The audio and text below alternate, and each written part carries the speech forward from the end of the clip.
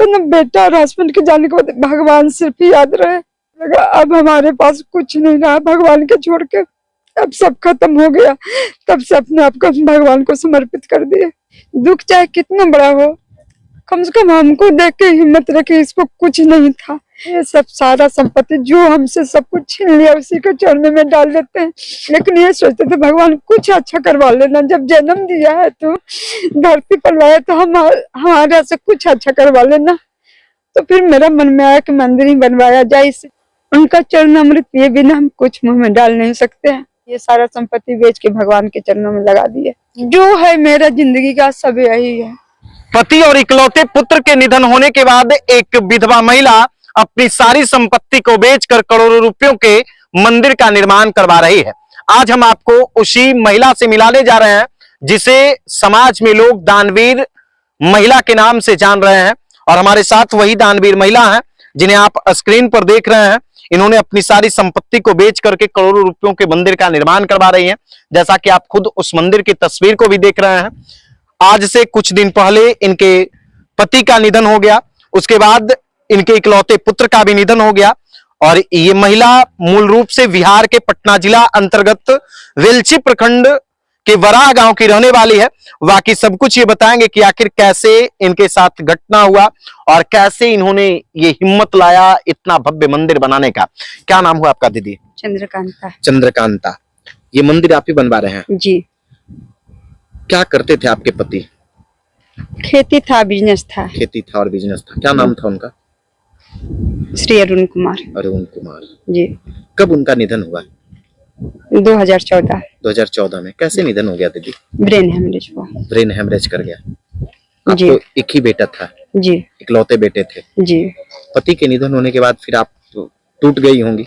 पति के निधन होने के बाद कुछ नहीं दिखाई दे रहा था, सिर्फ सूरज दिखाई दे रहा था। मेरा बेटा सूरज नाम था उसका, सूरज। अच्छा। तो लगा कि अब इसी को पढ़ा के सब कुछ इसी में सब सपना इसी से पूरा करेंगे। तो उसके बाद हस्बैंड का काम क्रिया खत्म हुआ। उसके बाद जब उनको मतलब क्या 13 दिन का 13वीं होता है, 14-15 दिन, उस समय सैनिक का फॉर्म भरा रहा था, आचार्य कुलम का फॉर्म भरा रहा था। तो लगा कि हस्बैंड मेरा फॉर्म भरवाने वाले उसके थे। उसी रात में दिवाली के दिन उनका ब्रेन हेमरेज हो गया। तो 16 दिन हॉस्पिटल में भर्ती रहे, फिर उनका निधन हो गया। तो उसके बाद फिर हमको कुछ सुझाव नहीं रहा था। लगा कि अब बेटा को अच्छे से पढ़ाएंगे लिखाएंगे, यही जो है मेरा यही है, अब समय ना गवाएंगे। फिर हिम्मत करके उसके बाद उसको बेटा को फॉर्म भराने के लिए हम ले गए, पटना ले गए। छोटा था, बहुत समझदार था, चलते चलते बेहोश होते थे। दुकान से पानी मांग के चेहरा पर छींटता था कि मम्मी आप ऐसे क्यों कर रही हैं। उसको समझ में नहीं आता था कि मम्मी को क्या हो रहा है। लेकिन फिर भी किसी तरह से हम सारा फॉर्म भरवाए। तो बेटा कंप्लीट भी किया आचार्य कुलम। उसके बाद उसको वहाँ पर एडमिशन भी दिलाए। बड़ा मुश्किल से उसको पढ़ाए। साल का 1,80,000 फीस था, क्या क्या उसमें जोड़ करके किसी तरह फिर आना जाना, बाकी एक्स्ट्रा खर्च किसी तरह से खेत बेच बेच के ही कर रहे थे। फिर उसके बाद कुछ दिन के बाद हम प्राइवेट जॉब शुरू किए। ब्यूटिशियन सीखे हुए थे पहले से, फिर वो वाला काम स्टार्ट करवाए कि नहीं अब हस्बैंड रहे नहीं तो कुछ तो करना होगा, तब जाकर हम बेटा को अच्छा से पढ़ा पाएंगे। फिर बेटा भी पढ़ने में अच्छा था। सब कुछ फिर धीरे धीरे ठीक हो रहा था, सब ठीक ठाक चल रहा था। फिर बीच में इधर कोरोना आया तो उसमें बार बार कोरोना आना जाना, स्कूल बंद होना, गाड़ी ट्रेन बंद होना, परेशान हो चुके थे। वो उधर तड़प रहा है, हम इधर तड़प रहे हैं।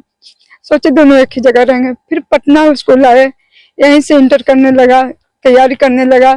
फिर एग्जाम का टाइम आया, एग्जाम देने गया। आया शाम को बोला, रोज दिन का आदत था, मम्मी हम गुपचुप खाने जाते हैं। हम बोले जाओ, बच्चों का वो आदत रहता है। तो हम बोले जाओ। पहले बाहर का खाना खा के घर का खाना खाता था। वो गया तो फिर मोबाइल को ना चार्ज में लगा दिया। तो फिर उसका मोबाइल पर मैसेज आता है कि तू आ रहा है ना भाई। हमको आश्चर्य हुआ कि इसको तो इधर किसी से दोस्ती नहीं, आता है जाता है, डमी क्लास करता था।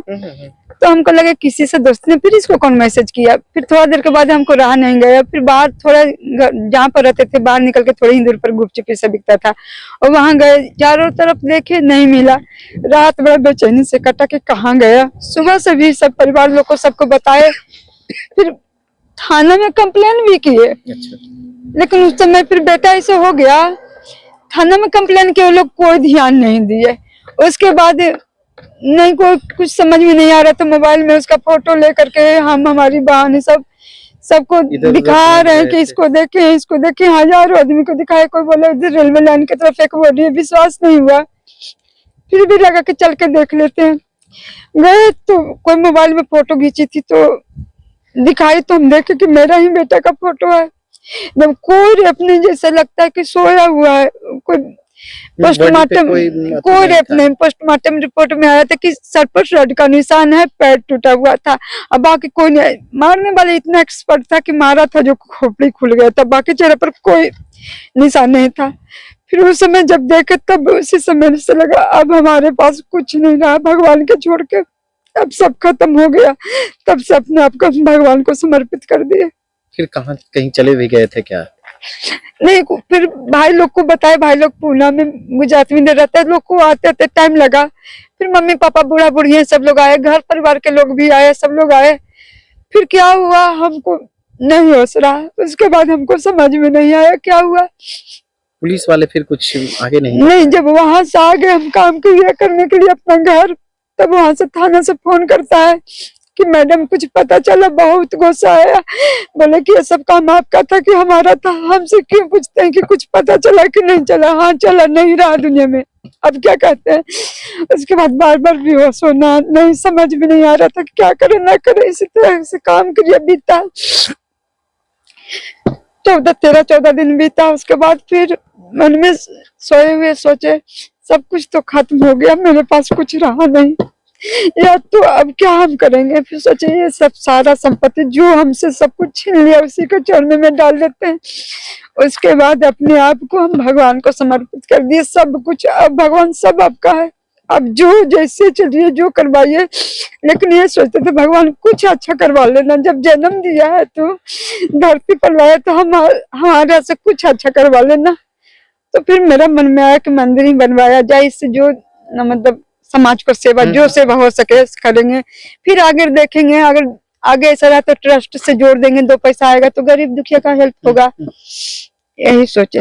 अच्छा दीदी, कभी अयोध्या या फिर वृंदावन ये सब जगह पे गए कि नहीं? हाँ, वो भगवान का जगह है।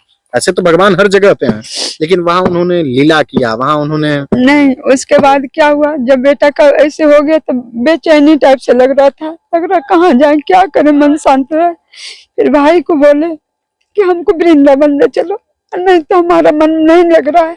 वो बोला दीदी छुट्टी नहीं है, पापा भी बूढ़ी मम्मी लोग है तो वो लोग जा नहीं सकता था साथ। तो भाई बोला कि कैसे जाएगी दीदी, हम तो इधर आ गए, जॉब भी छूट जाएगा तो फिर दिक्कत हो जाएगा हम लोग को, जो थोड़ा दिन के बाद चलना। हम बोले नहीं, हम जाएंगे, तुम जाओ चाहे मत जाओ, हमको बेचैनी टाइप से लग रहा है। तो फिर वहां से होटल बुक कर दिया, सारा कुछ लोग कर दिया भाई लोग। फिर गए वहां पर, और एक मेरे दोस्त थे, वो बड़ा हेल्प किए जाने उने में। तो फिर वहां गए, वहां पर 7-8 दिन रहे। 8 दिन रहे तो वहां पर थोड़ा मन में शांति मिला। फिर साथ में कान्हा जी को लाए, फिर उसकी उन्हीं के सेवा में दिन रात बीतने लगा। फिर अपने आप मन किया कि मंदिर बनाया जाए। फिर इसी तरह से हम भगवान को अपने आप को समर्पित किए। अभी प्रतिदिन पूजा करती हैं ना दीदी? उनका चरण अमृत पिए बिना हम कुछ मुंह में डाल नहीं सकते हैं। सुबह उठकर सब नित्य क्रिया से निवृत्त होकर सबसे पहले भगवान को पूजा करते हैं। उसके बाद फिर घर का दूसरा काम होता है, चाहे कितना ठंडी ज्यादा गर्मी कुछ भी रहे, कितना काम रहे, उनका पूजा किए हुए बिना नहीं पूजा करना। उसके बाद आधा घंटा 1 घंटा टाइम मिला तो मेडिटेशन है, तो रात में भोर में सुबह में मेडिटेशन भी हम करते हैं। मेडिटेशन जब से हम करने लगे तब से थोड़ा राहत मिला है, तब से बहुत हिम्मत मिला, राहत भी। मेडिटेशन हम रोज दिन करते हैं, तब से अपने आप में हौसला भी बढ़ा है। और फिर पूरी संपत्ति को बेच के लगा दिए। फिर हाँ, तब से मतलब मेडिटेशन जब करने लगे ना तो पता है ना कहाँ से ताकत आया, हिम्मत आया। फिर कोई कितना कुछ कहे, हम किसी का सुने नहीं, जो मेरा मन में आया वही किए। सारा संपत्ति बेच के भगवान के चरणों में लगा दिए। कितना का संपत्ति बेच दिए? लगभग हम 1.5 करोड़ के आसपास बेचने वाले हैं। और उसके बाद जैसे जैसे बेच रहे हैं, लग रहा है 2-3 बीघा खेत और बच रहा है, 3 बीघा से जरा मन कुछ ऊपर, तो उसका भी बेचने की तैयारी लग रहा है। यही आपका आलीशान यादगार होगा, जो है मेरा जिंदगी का सब यही है। ये रिश्तों का याद होगा, रिश्तों का याद है, भगवान से लगाव है।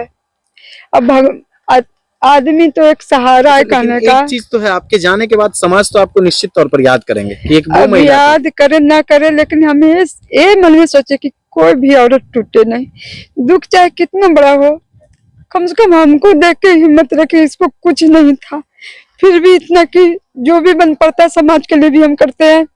हमको देख के उन लोग को हिम्मत ना टूटे, कोई भी कितना भी असहाय औरत रहे अपने आप को टूटने ना दे। तो देखिए, ये चंद्रकांता दीदी हैं। आप तमाम महिलाओं को ये सीख दे रही हैं कि कभी भी अपने आप को टूटने मत दीजिएगा, चाहे कितना भी बड़ा दुखों का पहाड़ क्यों ना आपके ऊपर आ जाए, दुखों का हिमालय पर्वत ही क्यों ना आपके सामने आ जाए, आप उस पे रौंदते हुए पार कर जाइए और इसी तरह से एक सपनों का याद बना दीजिए, जो हकीकत में चंद्रकांता दीदी ने ये करके दिखाया है। ये इनका सपना नहीं है बल्कि ये हकीकत है। देख लीजिए, ये भव्य द्वार है, आकर्षक मंदिर का निर्माण करवाया जा रहा है। यहाँ पे 3 मंदिर हैं, साथ ही साथ एक सामने में भी मंदिर है। करोड़ों रुपया खर्च करके ये बनवा रही हैं। और हमारे समाज में आप लोग भी जानते होंगे, पौराणिक कथाओं के अनुसार, कि एक दानवीर कर्ण का नाम लोग कहते थे और सुनते भी हैं हम लोग। तो दानवीर कर्ण को तो हमने नहीं देखा, हमारे शायद पूर्वज भी नहीं देखे होंगे, लेकिन दानवीर चंद्रकांता को आज आप आकर के देखिए। अगर आपको इनसे मिलना है तो आप पटना जिला के वेलछी प्रखंड के बराह गांव में आइए और दानवीर चंद्रकांता से मिलिए कि कैसे इन्होंने अपनी करोड़ों की संपत्ति भगवान में समर्पित कर दिया है। जो लोग भगवान को 1 पैसा चंदा देना नहीं चाहते हैं, पूजा पाठ से दूर भागते हैं, पूजा पाठ के नाम पे 1 रुपया अगर उनसे मांगा जाता है चंदा के स्वरूप तो 10 पैसा निकाल करके देते हैं, 100 रुपया मांगा जाता है तो 20 रुपया निकाल करके देते हैं, उनके लिए ये कहीं ना कहीं उदाहरण है। ये उदाहरण है उन महिलाओं का जिनके आंखों के सामने में उनके पति का निधन हो गया, उनके पुत्र का निधन हो गया और वो टूट जाती हैं, वो बिखर जाती हैं। अपने पति के निधन होने के बाद दूसरा शादी कर लेते हैं, अपने घर को छोड़कर चले जाते हैं। उनके लिए ये उदाहरण है कि कैसे ये अपने आप को संभाली और आज संभालते हुए देश और दुनिया में अपना नाम रोशन कर रही है। लोगों के लिए एक प्रेरणा स्रोत बन रही है कि कैसे आज ये सारी संपत्ति बेच करके करोड़ों रुपयों के मंदिर का निर्माण करवा रही है। इनसे हम लोगों को प्रेरणा लेने की जरूरत है। क्या कहिएगा उन महिलाओं को दीदी जो अक्सर समाज में टूट जाने के बाद फिर से वो नया घर बना लेते हैं, और नया घर हिम्मत नहीं जुटा पाते हैं, अपने अगर आप को, टूटते हैं ना तो फिर दूसरे घर को मेरे प्रवेश हिसाब कर से जाते अगर हैं। सुख लिखा रहेगा ना तो जहाँ पहला शादी हुआ है वहीं पर मिलेगा। अगर सुख कहीं तलाशेंगे तो नहीं मिलेगा। सुख अपने आप में है। जब अपने आप को हम खुश रख सकते हैं, संतुष्ट रख सकते हैं, चाहे समाज सेवा करके, चाहे जो कुछ भी करके समाज के लिए। एगो अपना ही परिवार अपना नहीं होता है, समाज भी अपना ही परिवार होता है। तो हमको नहीं लगता है कि दूसरा शादी करके आदमी खुश रह सकता है। खुश तो ऐसे भी हमारा घर परिवार ठीक है, सब लोग चले गए, लेकिन उनका इज्जत कहाँ गए? मेरे में समाया हुआ है उनका इज्जत। हमारा एक कदम गलत सबका इज्जत पर पानी फेर सकता है, चाहे मेरा सास ससुर हो, चाहे कुछ भी हो। मेरा हस्बैंड मेरे लिए सब कुछ थे, मेरा बच्चा मेरे लिए सब कुछ है। आगे चला गया तभी